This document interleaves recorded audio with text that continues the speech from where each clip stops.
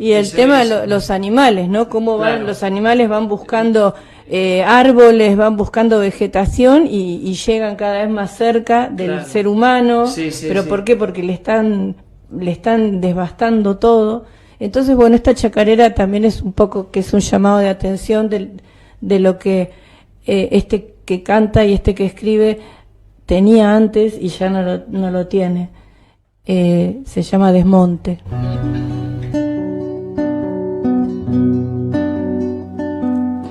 Como quema el fuego el monte, como sopla el viento y quema, así queman las historias, ay, ay, ay, de mi tierra.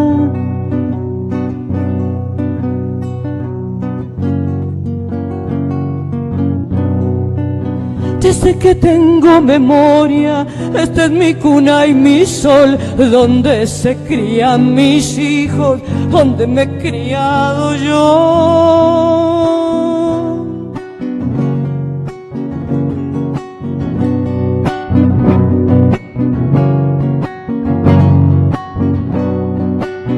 Donde cuna de la magia, del asombro y del misterio, cuando el chango se adentraba en el monte de otros tiempos, nido por el suelo, pajarito vuela, le hablo del desmonte, uy, uy, uy, que no vuelva.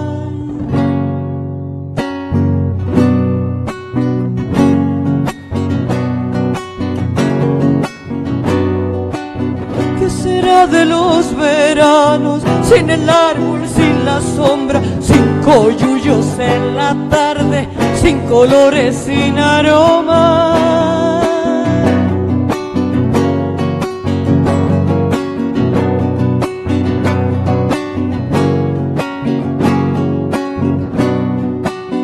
Han de aprender a llorar los pájaros que se han ido, nadie sabe del sayaco, que es un desaparecido.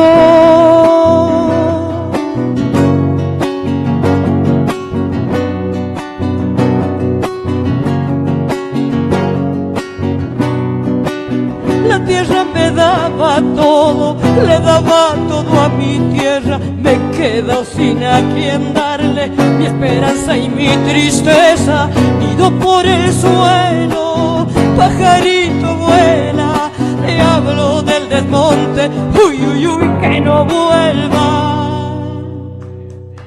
No, bueno, creo que ahí cuenta todo, realmente la tristeza, ¿no? Y bueno, el vuelo de los pájaros, de su nido, bueno, está todo resumido en esta hermosa canción